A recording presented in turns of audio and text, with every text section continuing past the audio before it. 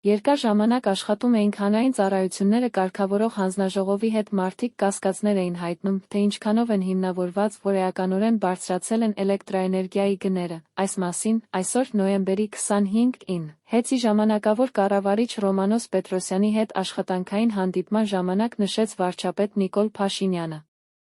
Նրա խոսքով պատճառաբանվում էր, որ գների բարձրացումը կապ ունի մեծ տեմպով ընթացող շինարարությունների, նոր բաժանորդների մեծ հոսքի հետ, շատ կարևոր է, որ ինքը հիմնավորվածից պակաս էլ չլինի, ավելի էլ չլինի, օրինակ, շատ երկրներում տեսել եմ, որ քաղաքական ճգնաժամերից խուսափելու համար էլեկտրաէներգիայի գներն անընդհատ իջեցրել են, արդյունքում համակարգերը եկել, հասել են այն իրավիճակին, որ կոլապսի առաջ են կանգնել, ասաց վարչապետը։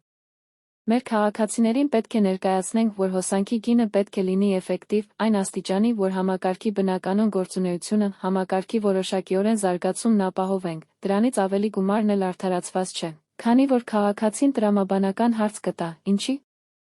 եմ այսքան վճարում։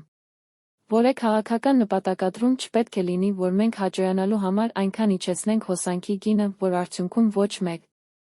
տարի, ոչ 2 տարի, ոչ էլ 3 տարի հետո պրոբլեմ առաջանա, եթե ֆիքսենք, որ իրոք բարձր է, պետք է բերենք գիծ, պլյուս պայմանական ասած միլումա, որ այդ միլուման ներդրվի հետագա զարգացման համար, նշել է նա, Ռոմանոս Պետրոսյանն էլ նշեց, որ արդեն պատկերացում ունեն, թե ինչ չափով են կարողանալու հոսանքի գնի վերանայում կատարել։